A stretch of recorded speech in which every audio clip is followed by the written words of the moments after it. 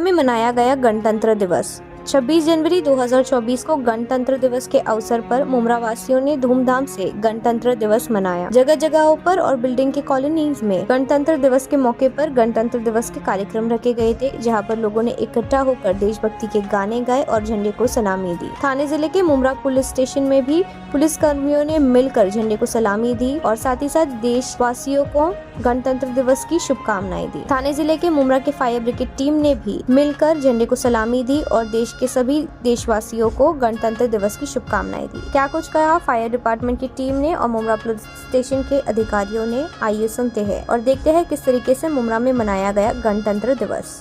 जय हिंद, जय महाराष्ट्र। आज 26 जानेवारी हा प्रजासत्ताक दिन या निमित्ताने मुमरा पोलीस ठाणे येथे ध्वजारोहण कार्यक्रमासाठी उपस्थित माझे सहकारी, अधिकारी, अंमलदार, पत्रकार मित्र आणि मुमरा शहरातील सर्व मान्यवर अतिथी यांचं मी मुमरा पोलीस ठाण्यामध्ये स्वागत करतो आणि आपणा सर्वांना या प्रजासत्ताक दिनाच्या खूप खूप शुभेच्छा देतो। या कार्यक्रमासाठी आपण आवर्जून उपस्थित राहिला त्याबद्दल मी सर्वांचे आभारी आहे आणि यानंतर आपणा सर्वांसाठी अल्पोपहाराची व्यवस्था केलेली आहे। त्याचप्रमाणे मुमरा शहरामध्ये आम्ही जेव्हा इथे 1 वर्षापूर्वी आलो त्यावेळी इन्फ्रास्ट्रक्चर किंवा आम्हाला लॉजिस्टिक सपोर्ट फार महत्त्वाचा होता। मुमरा शहरामधील अनेक दानशूर व्यक्तींनी मुमरा पोलीस ठाण्यासाठी बरेच काही योगदान दिलेले आहे। आज मुमरा शहरामध्ये आम्हाला बॅरिगेडची जरूरत होती। मी आल्यानंतर मुमरा पोलीस स्टेशनमध्ये आपण जवळपास 40 बॅरिगेड बनवलेत। त्याप्रमाणे दिवा चौकीमध्ये DPI शेळके, कोळेकर आणि त्यांच्या सहकाऱ्यांनी 10 बॅरिगेड बनवले। आज हे मुद्दा म्हणून मी इथे सांगतोय की या शहरामधील जे राजीव गांधी हॉकर्स युनियन आहे त्यांनी आम्हाला 26 जानेवारीच्या निमित्ताने 10 छोटे बॅरिगेड्स आणि 2 मोठे बॅरिगेड्स डोनेट केलेले आहेत। त्याबद्दल मी माझ्या पोलीस स्टेशनच्या वतीने, आयुक्तालयाच्या वतीने राजीव गांधी हॉकर्स असोसिएशनचे खूप खूप आभारी आहे। याच्यानंतर आपण ते जे 10 बॅरिगेड्स त्यांनी इथे दिलेले आहेत ते आम्हाला डोनेट करतील। हा कार्यक्रम होईल आणि सर्व पत्रकार मित्रांना विनंती आहे, मान्यवरांना विनंती आहे कि हा कार्यक्रम संपल्यानंतर आपण अल्पोपहार घ्यावा। धन्यवाद। 75वें गणतंत्र दिवस की सबसे पहले मुमरा में रहने वाले सभी लोगों को बहुत बहुत शुभकामनाएं। और गणतंत्र दिवस पर आज हमारे भारत देश ने संविधान का स्वीकार किया था। यही हमारा संविधान ही हमारा धर्म है, संविधान के हिसाब से चलना चाहिए। यही मैं गुजारिश करता हूँ सभी भारतीय नागरिक को और अपने मुमरा के रहवासी को। थैंक यू और हैप्पी रिपब्लिकन डे। साल रिपब्लिक डे मनाते हैं, लेकिन रिपब्लिक डे क्या है? आज़ादी तो हमें 1947 15 अगस्त को मिल गई थी, लेकिन हमारा अपना संविधान नहीं था, अपना कॉन्स्टिट्यूशन नहीं था। तो ये डिसाइड हुआ कि हमें अपना कॉन्स्टिट्यूशन होना चाहिए। तो एक कमेटी फॉर्म की गई डॉक्टर बाबा साहेब अम्बेडकर की निगरानी में। He was the chairman of the constitution making committee ने 3 साल लिया। फिर 26 जनवरी 1950 को कॉन्स्टिट्यूशन ने हमने अडॉप्ट किया। मतलब हमने ये अडॉप्ट किया कि अब रूल ऑफ लॉ चलेगा, कानून का राज चलेगा, लोकतंत्र चलेगा, तानाशाही खत्म होगी, राजतंत्र खत्म होगा। अब पब्लिक का लॉ चलेगा, पब्लिक का कानून चलेगा। इसलिए कहा जाता है रिपब्लिक, यानी पब्लिक की ताकत। और जाहिर सी बात है पब्लिक की ताकत क्या होती है? हमारी ताकत है आज पब्लिक जो होती है, वो एक ताकत होती है। वो सरकारें बनाती है, नेता बनाती है, अपना रहनुमा चुनती है, उसको भेजती है और सरकारें बनती है। तो पब्लिक की ताकत ये है कि ये कॉन्स्टिट्यूशन ने हम भारतवासी को पब्लिक की ताकत दिया है।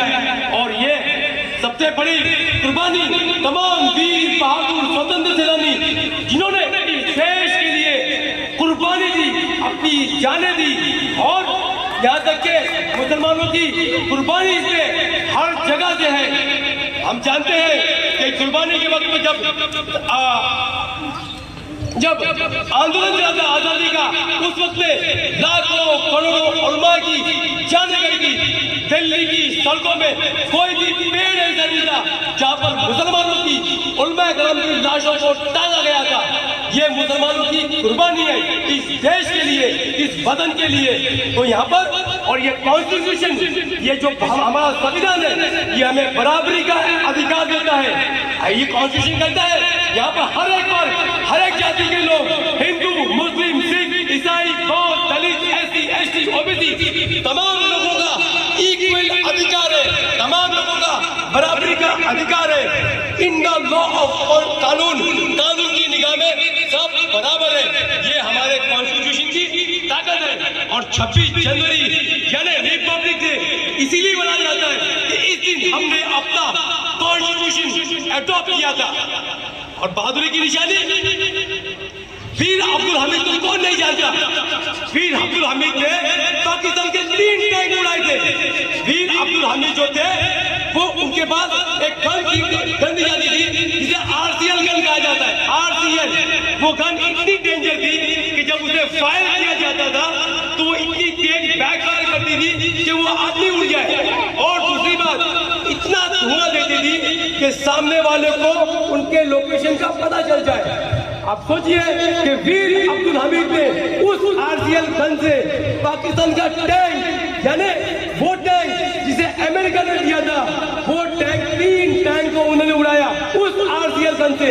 तो हमारी सेना, हमारे वीर बहादुर अपनी ताकत के बल पे, अपनी हिम्मत पे और अपनी बहादुरी पे जंग जीतते हैं, हथियारों के बल पे नहीं।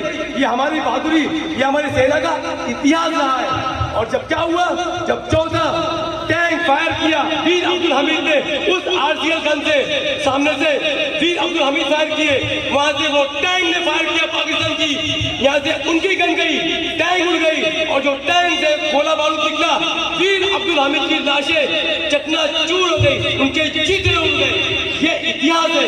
इस तरीके की कहानी, इस तरीके की कुर्बानी हमारे वीर बहादुर स्वतंत्र सेनानियों ने दी है। तो इसीलिए इस देश में हर एक का इख्तियार है, हर एक का राइट है, बराबर का राइट है। और ये कॉन्स्टिट्यूशन हमें इसका पूरा इख्तियार और राइट देता है। तो इसीलिए आज के इस मौके पे हमें ये समझना है कि देश के लिए हम क्या हैं और देश के लिए हम क्या कर सकते हैं। एक मिसाल देता हूं आपको कॉन्स्टिट्यूशन की मैं, कि एक बार एक कुली का, एक बिहार का केस है, तो कुली का कोर्ट में क्या गवाही देने के लिए कुली ने कहा कि जज साहब मैं माफी चाहता हूँ, मुझे माफ कर दीजिए, मैं गवाही नहीं दे सकता हूँ। तो कहा क्यों? तो बोला कि मुझे धमकी आ रही है, मुझे मारने की धमकी आ रही है, मैं गवाही नहीं दे सकता हूँ। तो जज ने कहा ठीक है कोई बात नहीं।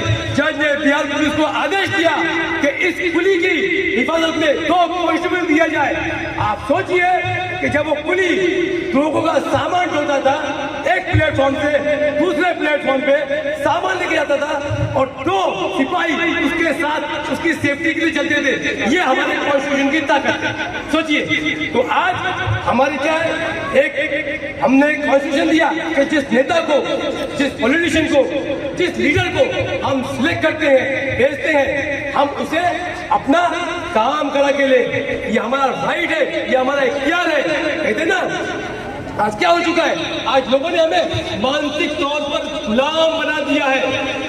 इसलिए कहते ना कि मानसिक तौर पर गुलाम बना दिया है। हम आजाद तो हो गए, लेकिन आज भी जब बारी आती है तो हम, जब हमारी ताकत, हमारी होशियारी, हमारी बात हमारे अधिकारी तक चलती है, हमारे कॉर्पोरेट तक चलती है, हमारे जिला अधिकारी तक चलती है, लेकिन जब बात आती है बड़े नेता की, विधायक की, आमदार की, खासदार की, मंत्री की, तो हम वापस सरेंडर हो जाते हैं, अपने आप को जलील करने लगते हैं। लेकिन ये संविधान कहता है कि तुम सक्षम बनो, तुम्हारी इक्वल राइट है, तुमने अपने को चुन के वहां पर भेजा है। इसलिए कहते ना, एक मिसाल है कि एक क्लास में एक टीचर आया, उसने कहा बच्चों को, उसने क्लास में एक टीचर आया, उसने बच्चों को भारत का नक्शा दिया, और नक्शा जो कई टुकड़ों में फटा हुआ था, और कहा कि जो सबसे पहले नक्शा जोड़ेगा उसे इनाम दिया जाएगा।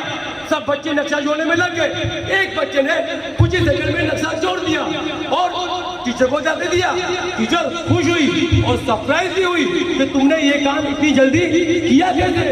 तो बच्चे ने कहा टीचर मैंने कुछ नहीं किया, मैंने भारत के नक्शे को पलट किया, नक्शे के पीछे आदमी बना था, मैं आदमी जोड़ता चला गया, भारत जुड़ता चला गया, मैं आदमी जोड़ता चला गया, हिंदुस्तान बनता चला गया।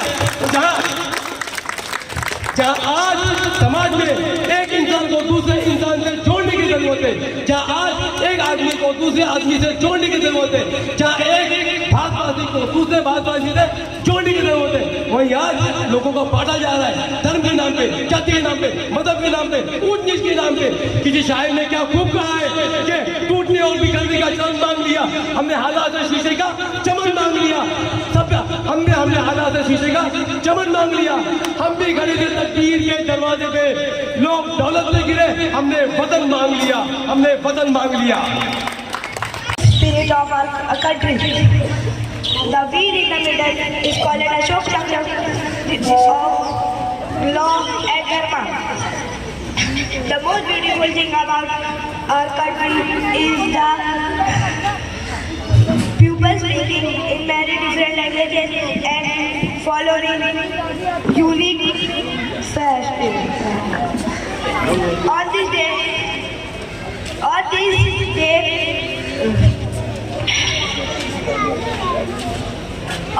let's say a big thank you to our real heroes and respectfully promise to love and respect each other. Thank you, Jazakallah.